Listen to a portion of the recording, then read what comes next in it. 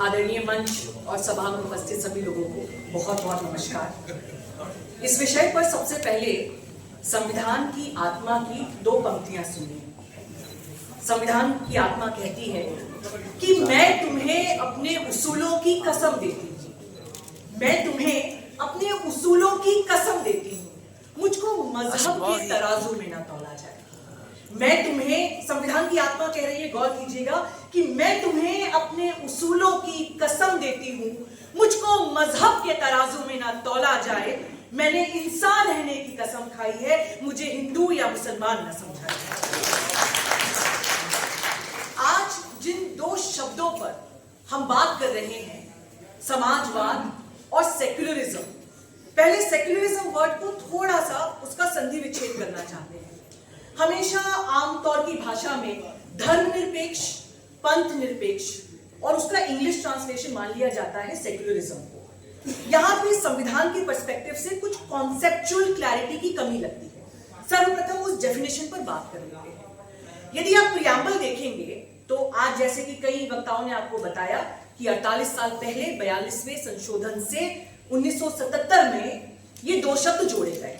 अब अंग्रेजी में शब्द जुड़ा सेक्युलरिज्म, हिंदी में शब्द जुड़ा पंथ निरपेक्ष, और अक्सर हम देखते हैं कि धर्मनिरपेक्ष और पंथ निरपेक्ष को एक मान लिया जाता है। इसमें संविधान की बात पहले समझेंगे। देखिए, धर्मनिरपेक्ष का मतलब क्या होता है? संविधान का वो तौर तरीका जो फ्रांस में अपनाया जाता है। मतलब ये कि आपका धर्म आपके घर की चार दीवारों के बीच में होना चाहिए, उस धर्म का राज्य से कोई लेना देना नहीं। ये होता है धर्मनिरपेक्ष। एक दूसरा शब्द है जिसे प्रियम्बल में हिंदी में लिख दिया गया, पंथ निरपेक्ष। अब पंथ जो है उसकी डेफिनेशन धर्म से बड़ी व्यापक है। धर्म मतलब जो धर्म हम जानते हैं, लेकिन पंथ मतलब religious sect, denomination, belief, faith, ये सब कुछ पंथ में आ जाता है। पंथ निरपेक्ष का मतलब जो भारत में माना गया, जब उसे प्रियम्बल में, प्रस्तावना में जोड़ा गया, कि राज्य किसी भी पंथ में बराबरी के सिद्धांत का उल्लंघन नहीं करेगा, मतलब सभी पंथों का बराबरी से सम्मान करेगा। ये शब्द बराबरी या अंग्रेजी इक्विवेलेंट इक्वालिटी इंपॉर्टेंट है, इसमें फिर आऊंगी।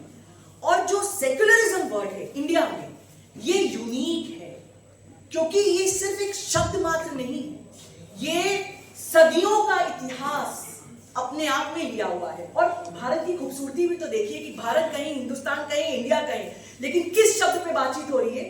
सेक्युलरिज्म।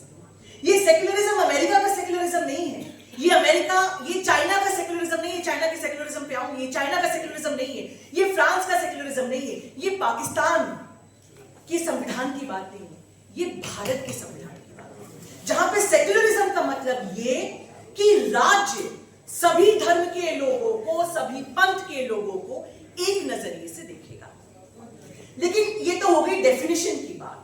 अब एक जो सबसे महत्वपूर्ण सवाल मैं आपसे करना चाहती हूं वो ये कि आखिर कब वो दिन आएगा जब आप और हम मिलकर धर्म की चर्चा नहीं करेंगे, जब हम चर्चा कर रहे होंगे कि बाहर सांस लेने के लिए जो हवा है वो इतनी जहरीली क्यों है, जब हम ये चर्चा कर रहे होंगे कि हर व्यक्ति को बराबर का दर्जा, बराबर से नौकरी क्यों नहीं मिलेगी, क्यों बच्चे जो हैं वो जहरीला पानी पीकर अपनी जान खो बैठे। इन मुद्दों पे बातचीत ना होकर लगातार धर्म की बातचीत जो हो रही है, इसके पीछे की राजनीति समझना पड़ेगा।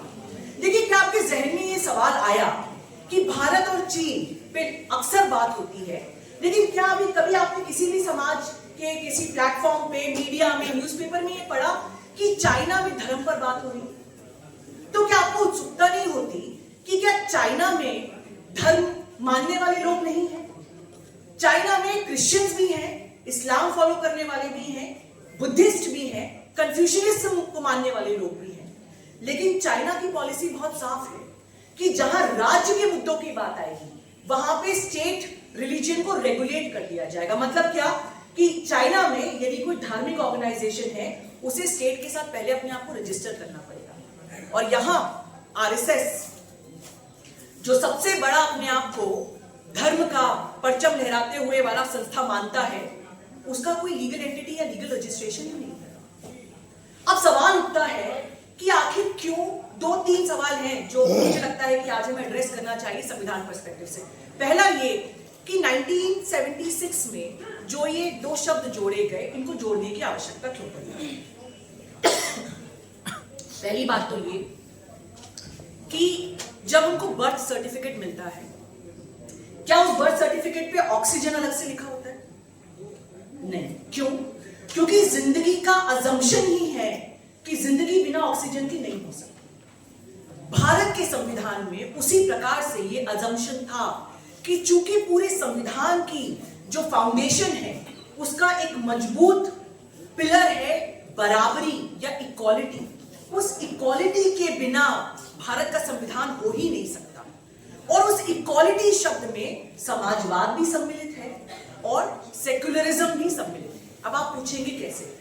आप मुझे एक बात बताइए, कानूनी बात को 1 मिनट के लिए बाजू में रख दीजिए, मैं आपसे सवाल करती हूँ। जब आप कॉन्स्टिट्यूशन क्लब ऑफ इंडिया में अंदर आए तो बाहर हमने देखा कि कुछ गार्ड साहब अपनी ड्यूटी बजा रहे हैं। क्या आप चाहते हैं, आप अलग अलग धर्म के लोग इस हॉल में उपस्थित हैं, मैं आपसे पूछती हूँ, हाथ उठाकर मुझे जवाब दीजिएगा, क्या आप चाहते हैं कि वो जो गार्ड साहब बाहर ड्यूटी बजा रहे हैं ताकि हम ये चर्चा अंदर कर पाए, उनके लिए अलग कानून होना चाहिए और हमारे लिए अलग कानून? ऐसा किसी को लगता है यहाँ पे? नहीं। क्या आपको ऐसा लगता है कि जब हम किसी सरकारी नौकरी के लिए इंटरव्यू करने जाएं या देने जाएं तो हमसे ये पूछा जाए कि आपका धर्म क्या है? क्या आप ऐसा देश चाहते हैं? क्या आप ये चाहते हैं कि आपका घर जो मजदूर बना रहा है उसके लिए एक अलग कानून एप्लीकेबल हो? क्या ऐसा कोई चाहता है यहां पर? तो हमारे विचार में ही बराबरी की आधारशिला है और आरएसएस और भाजपा वालों के पास बराबरी उन्हें बहुत तकलीफ देती है।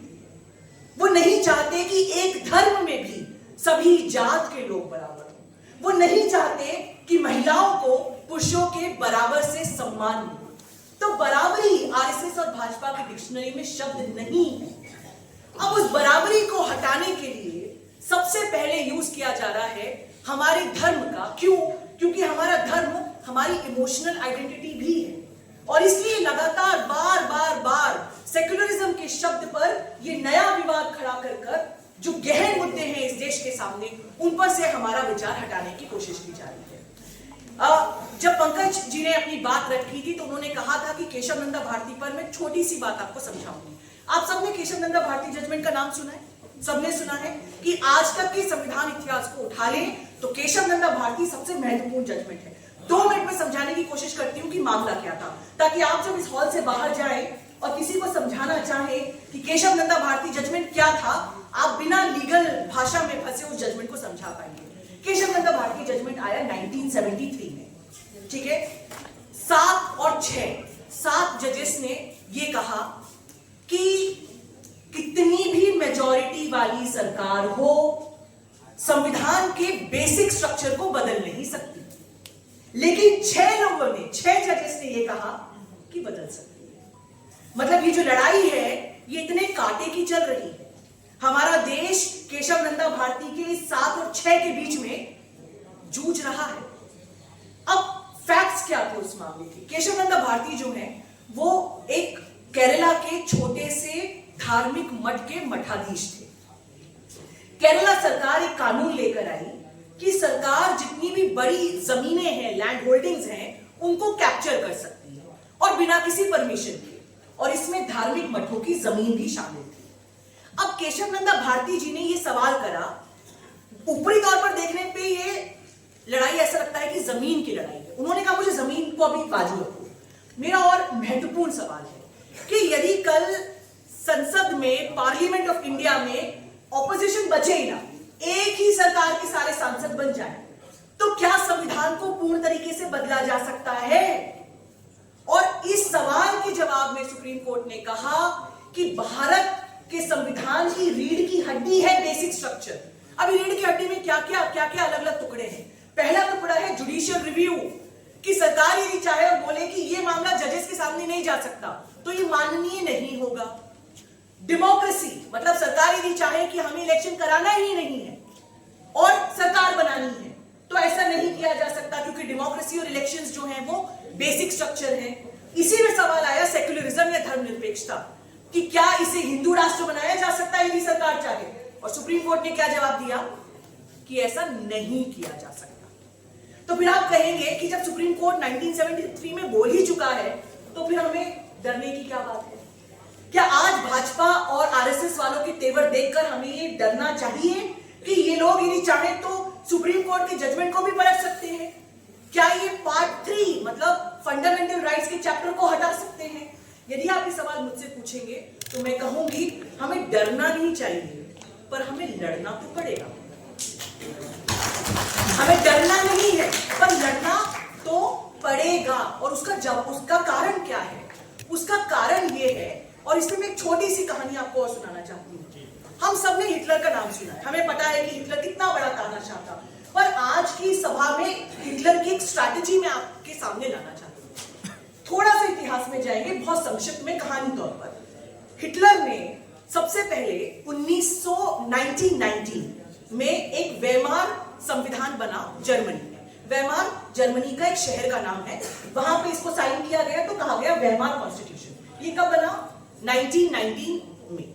1919 में इस वेमार कॉन्स्टिट्यूशन का एक अनुच्छेद बहुत महत्वपूर्ण है, आर्टिकल 48, ठीक है, अनुच्छेद 48। इसमें क्या कहा गया कि हिटलर जब चाहे और जैसा चाहे वैसा कानून बना सकता है, संविधान की जरूरत नहीं है। यदि कोई इमरजेंसी है तो वो फोर्स का भी इस्तेमाल कर सकता है, और वो फोर्स से जो चाहे वो राष्ट्र के स्तर पर कर सकता है। मतलब आपने पूरा संविधान बना दिया। याद रखिएगा, वेमार संविधान में भी फंडामेंटल राइट्स थे, वेमार संविधान में भी जुडिशियल रिव्यू था, लेकिन वहां पे एक दरवाजा खोल दिया गया, ठीक है। उसके बाद आते हैं 1933। आप में से कई लोगों ने सुना होगा राइक्सटैग की फायर, मतलब राइक्सटैग क्या है? जर्मनी का पार्लियामेंट की बिल्डिंग का नाम। 1933 में वहां पे घनी आग लगती है, और उसके बाद हिटलर कहता है कि हमारा देश खतरे में है। और चूंकि हमारा देश खतरे में है, उन्होंने क्या कहा था हिटलर ने कि कम्युनिस्ट ने आग लगाई है, कम्युनिस्ट लोगों से हमारा देश खतरे में है, और अब चूंकि देश खतरे में है हमें क्या इस्तेमाल करना है? आर्टिकल 48। इसी के मद्देनजर उसने एक कानून लेकर आया जिसको संक्षिप्त में कह ले एनेबलिंग एक्ट, कि ये जो वाइमार का कॉन्स्टिट्यूशन है इससे और अधिक पावर हिटलर ने खुद के पास से ले लिए एनेबलिंग एक्ट 1933 से। अभी मैं आपको 1933 हिटलर की कहानी क्यों सुना रही हूं? एक बहुत महत्वपूर्ण बिंदु समझाने के लिए कि कोई तानाशाह ये नहीं कहता कि मैं संविधान को नहीं मानूंगा, कोई तानाशाह ये नहीं कहता कि संविधान को बदल दो। तानाशाह संविधान को बदलता है धीरे धीरे कानून के ही माध्यम से। तो आज जो हम सुप्रीम कोर्ट में, जुडिशरी में, पार्लियामेंट में, एग्जीक्यूटिव में देख रहे हैं, आप उस दिन का इंतजार मत करिए जब आपको सुनना पड़ेगा कि संविधान हटा दिया, अबॉलिश कर दिया। ऐसा नहीं होने वाला। ये लड़ाई हर दिन लड़ी जा रही है आरएसएस और भाजपा वालों के द्वारा कि छोटे छोटे कानून को लेकर ये पूरे देश के संविधान का जो ढांचा है, उसकी आधारशिला है, उसको खत्म कर देना चाहिए। तो जब हम अपने घरों पर बैठकर आराम फरमा रहे हैं, तब भाजपा वाले लोग संविधान की हत्या हर दिन कर रहे हैं और कानूनों के माध्यम से कर रहे हैं। इसलिए आप और हम अब उस कंफर्ट में नहीं जी सकते जहां हम कहें कि अरे संविधान ये तो वकीलों की बात है, अरे संविधान ये तो बड़े लोग बात करेंगे, आपका हमारा क्या। इसलिए ये जो दो शब्द हैं, हम भारत के लोग, जब तक हम भारत के लोग जिंदा रहेंगे हमारा संविधान जिंदा रहेगा। अंत में क्योंकि एक शब्द है जिसपे ज्यादा बात नहीं हुई, समय कम है, पर जल्द से समझाने की कोशिश करती हूँ। ये कॉन्स्टिट्यूशनल मोरालिटी क्या है? What is constitutional morality? Hindi में संवैधानिक नैतिकता। अभी आपकी नैतिकता और मेरी नैतिकता तो अलग अलग होगी, तो संवैधानिक नैतिकता क्या है? संवैधानिक नैतिकता का मतलब कि आपकी धार्मिक, सामाजिक या और कोई पर्सनल जो नीति है वो संविधान की नैतिकता नहीं है, वो आपकी नैतिकता है। संविधान की नैतिकता का यदि एक लाइन में व्याख्या करूं तो ये होगा कि यदि 99% लोग भी कहें किसी एक बात को और वो संविधान की बात से परे है, तो उस एक व्यक्ति की बात मानी जाएगी, 99% की बात नहीं मानी जाएगी। मतलब constitutional morality means that power has to be limited, it has to be regulated. Any power with anybody which is without limitations is not constitutional morality. Constitutional morality का मतलब है सीमाएं, बंदिशें. और क्या बंदिशें? जो केशव नंदा भारती में लिख दी गई. अब जरूरी ये है कि आप और हम मिलकर ये सवाल करें कि क्या इस सेक्युलरिज्म की लड़ाई को लड़ने के लिए हम बाकी लोगों पर ये लड़ाई छोड़ देंगे या हम खुद इसके लिए खड़े होंगे.